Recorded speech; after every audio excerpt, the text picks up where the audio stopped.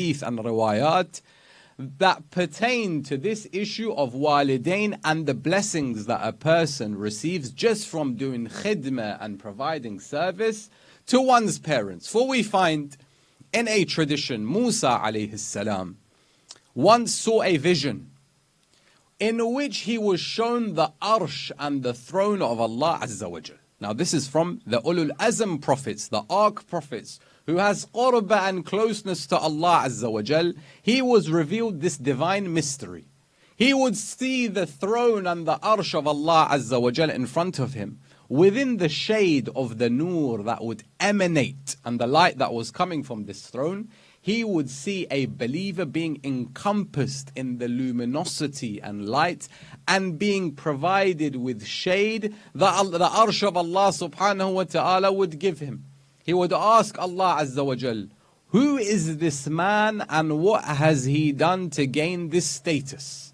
The response that would come to Kalimullah Salamullah alayh is that this man had two qualities that allowed him to reach the maqam and status that the arsh of Allah subhanahu wa ta'ala provides him with shade. The first is that when he would go amongst the people, he wouldn't speak about the affairs of one person with another.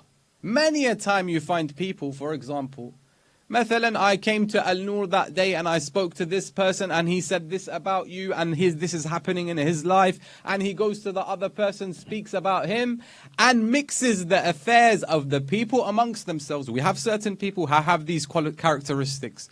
One of the things that is detested by Allah Azza wa Jal is when somebody comes forward and spreads this fitna amongst the people. One of the qualities this man had that allowed him to be of those that was encompassed with the mercy of the throne of Allah subhanahu wa ta'ala is that he did this. And the second was that he did birrul walidain. He was somebody that was good towards his parents during their life. Now the narrations, if someone was to really sit down and see the status of the mother and the father in the eyes of Allah subhanahu wa ta'ala, one would wish to spend their whole life just doing khidmatul walidain. For a group of people would come to Rasulullah sallallahu alayhi